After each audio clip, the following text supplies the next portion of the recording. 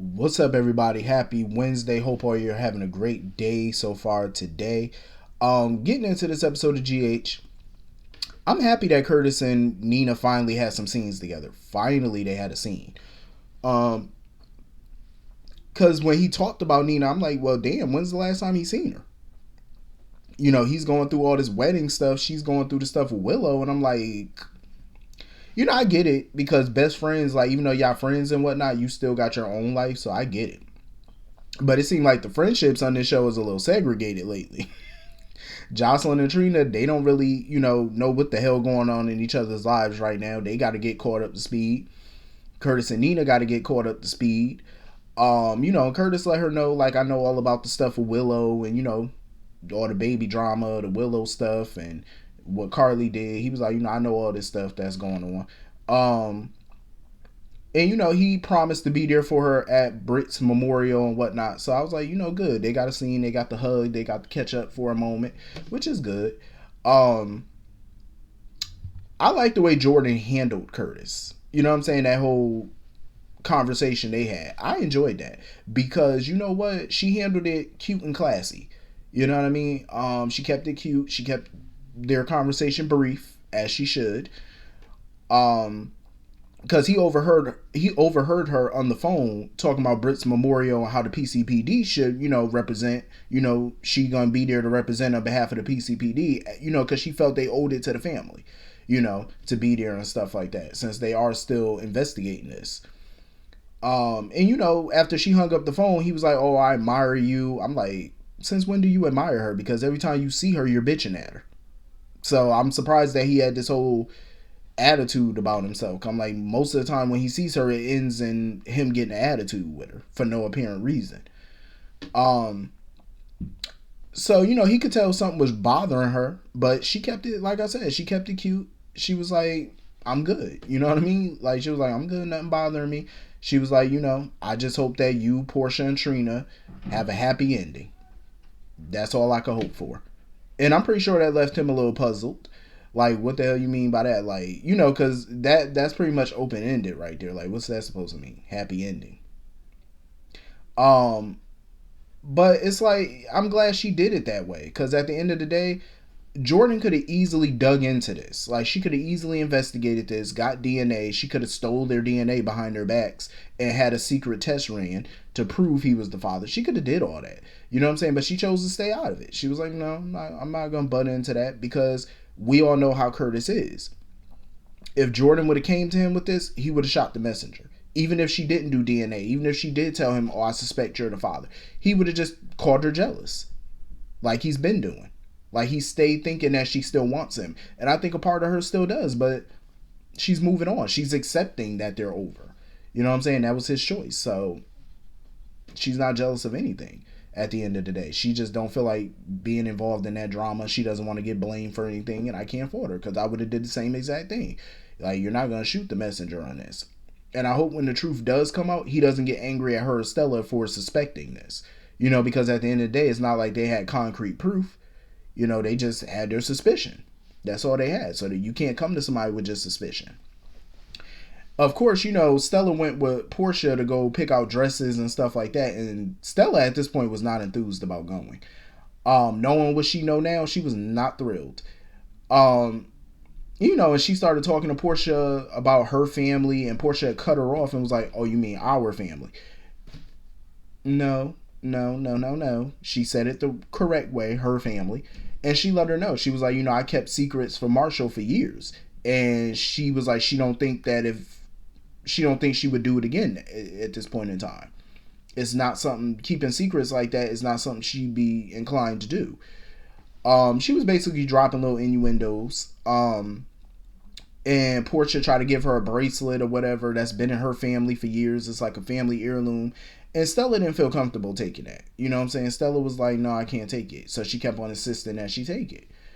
So Stella took it or whatever and tried on a dress and whatnot. And Portia felt like the bracelet would go great with the dress. Because Portia feels like, "Oh, nothing's gonna go wrong at her wedding." I'm like, "Yeah, a lot is gonna go wrong at your wedding." I don't blame Stella and Jordan for feeling how they feel, because Portia ain't right for that.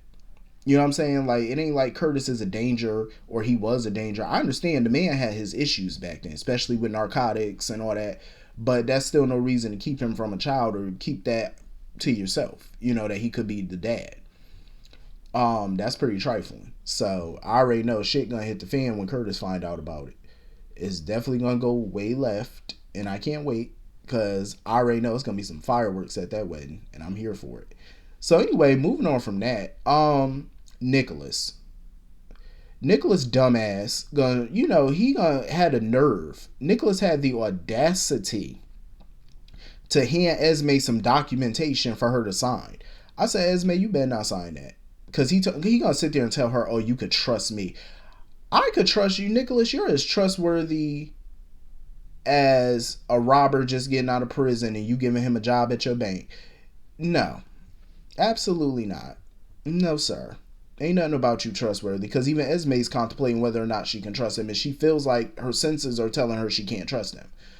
And she told him, she was like, well, I can't sign this document without looking it over or having my lawyer look at it. Because he talking about, oh, the baby will be, here when you get out and stuff like that. No, the child won't. No, it won't. I'm like, Esme, don't sign that. Do not. And I'm glad she had her senses not to sign that without having Martin look it over. Nikolas is such an ass. Like, he is so damn shady and conniving. My goodness. Like, he getting worse by the minute. So anyway, Trina is not totally on board with Spencer using that information against Nikolas. Like, she's not on board with that. And I agree with her because I feel like she has Spencer's best interest at heart, because she feels like whatever's going on with that video, she feels it's a game between Ava and Nikolas, and she doesn't want Spencer getting involved in that. She don't want him getting, hitting the crossfire of their little stupid ass games. I love that about Trina, because she's looking out for him. You know what I'm saying? She's looking out for her man. Like, she making sure nothing goes wrong and he's not caught in the crossfire of their nonsense. I don't blame her. You know what I'm saying? She's just looking out.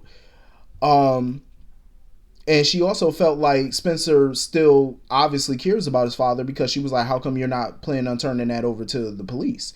She was like, obviously you don't want to see your dad in jail.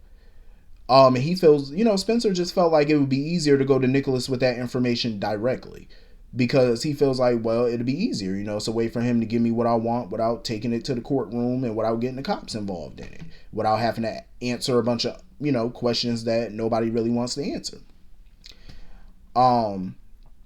But she felt like it's the right thing to do for him to talk to Jordan about that, or, not use it at all, pretty much. Oh yeah, and that's what I meant to mention too. Before I continue, that Stella, when she got the bracelet from Portia, she was like, "No, you should keep it for Trina one day for when she get married." Portia talking about, "Oh, that's a long way off. That's long. That's years and years from that." Sorry to burst your bubble, Miss Portia, but the way Spencer is looking at your daughter and the way your daughter looking at him and the way things are moving, they might fuck around and go to Vegas and get married next week. I'm just saying, like, the way Spencer be looking at her, like, that is love. Like, you could tell the difference between lust and love, and the way he be looking at Trina, that's pure love. Like, that boy is in love with her. And she's definitely yearning for him. So you might be planning a wedding rather sooner than later. Just saying. So yeah. Jordan came up in there, Trina left because she was like, I feel like y'all two need to talk. I'm like, no, you don't need to get the cops involved in this. Just say it. Because we're going to protect Ava at all damn costs. Like, Nikolas, if somebody going to go down for this, it need to be Nikolas and Nikolas alone. I'll be damned if my boo Ava got to serve any time for this mess. Like, she better not even get a charge. She better not even get a hangnail. I'm just saying, I'll be damned. So anyway, moving on from that, Carolyn, pretty much gave it to Elizabeth straight. She was like, listen, I'm planning on going back to California. She was like, if you want me to stay out of your life for however long, she said, that's up to you. But she had to tell her why she was in town. She was like, basically, Nikolas brought me to town to go see Esme. So she broke everything down to Elizabeth, and she warned Elizabeth. She was like, listen, I understand Nikolas has been in your life since you were a teenager. He's not your friend. She was like, Nikolas is definitely not your friend. He's not the type of friend that Elizabeth should have. Like, whatever friendship they had before is definitely different than what it was. It's different now. Nikolas is self-serving. He's out for Nikolas. You know what I mean? And Liz cannot trust him. So I'm glad Caroline gave her a heads up and warned her about that. And Elizabeth was appreciative of it. She thanked her mother for giving her a heads up, and she appreciated that. I really do hope Liz and her parents could create some type of family unit or whatever where they can reconnect. And I would love to see Sarah come back to town for a minute to be, like reunite with everybody and whatnot. Because I feel like Liz need more family time. You know what I'm saying? It's good that she got Laura and Kevin, her extended family. That's good. But it's time for her to reconnect with the family that she lost so many years ago. You know what I mean? And create those bonds. Like, let her parents get to know her children and stuff like that. I think that'd be major. But like I said, that's only going to work if everybody's willing to try, and if Carolyn and Jeff are willing to be consistent in their lives. That's the only way that's going to work. So of course Nikolas pops up at the hospital. I really hope Elizabeth blasts him, because I'm getting about tired of him. Like, he is so damn self-serving and conniving. That is not the type of friend you need in your life. That man is all about him. He ain't about nobody else but Nikolas. That's all that boy care about. So anyway, moving on from that, Bobby pops up. Everybody gushing over the new baby and all that. That child look like she about 12 years old. But I'm like, oh my gosh, she about ready for college already. So they all gushing over the baby. Carly over there looking at the baby and ooh. Oh, Carly, please. It just sickens me that she the only one the only grandparent that could go see that child. I'm like, that is not right. Sonny and Nina got every damn right to see that child too. I mean, I get it. It's Michael and Willow's child, so they could dictate who gets to see her, see her. But that's messed up though. That's trifling. Like, at least get him a moment with the child. Like, damn. Why Carly just get to be the only grandparent in the room? That's jacked. I ain't no big fan of Nina or nothing like that. She done did her dirt, but shit, Carly done did hers too. And she still get to see the child. So, Michael get to hold his daughter and stuff like that, and Austin went into the room to go help Dr. Navarro because it's not looking good for Willow. Like, it's very touch and go. She's losing a lot of blood, and if they don't stabilize her soon, she wasn't gonna make it. And she over there having conversations, having an out of body experience with Harmony, and Harmony sitting there talking about, oh, mama's here. Shouldn't you be in hell? Why are you in heaven? I'm just saying, I know good and well she must need. That's why she went and tried to guide Willow to the light, because she was adamant about Willow coming with her. And I'm like, I know the reason why you want Willow to come with you so bad, because your ass tried to get up in heaven and Jesus done turned you around. God wouldn't let you in the gate. He would not open them gates for you. That's why you needed Willow, because Willow more pure, and you needed somebody pure to help get you up in there. You know how you go to a nightclub and you can't get in, but you got that one friend that can get in, so you try to latch on to them, so that way the bouncer will let you up in the club. That's pretty much what this was. Cause I'm like, Miss Harmony, we all know where you belong.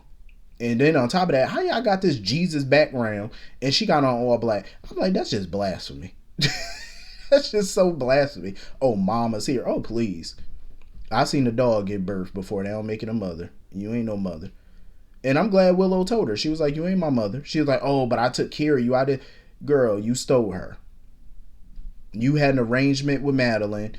You took that girl and you pimped her out. You pimped that girl out. Got her into all type of mess with a coat. You are far from a mother. You are a lot of things, but a mother you are not. Like, don't try that. And she kept trying to guide her to the light, and Willow was like, what about my children? What about my family? She was like, oh, I'm your family. Yeah, they ain't nothing but the devil. They ain't nothing but the devil talking. I'm like, Willow, turn around. Go back home.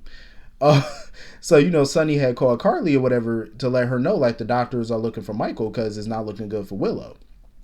So, they all sitting there saying a prayer. Nina was saying a prayer and stuff. And Michael, they all just sitting there praying. And Willow heard Michael's words, and that's what brought her back. And Michael started talking to her once she was stable and whatnot, letting her know, like, you need to come back to us. Like, the kids need you. I need you. You need to come on home now. I was for sure thinking Willow ass was a goner. I ain't gonna lie to you. I wasn't holding out hope that she was gonna live. I thought she was gonna die today. It wasn't looking too good. I was like, yeah, she gonna die.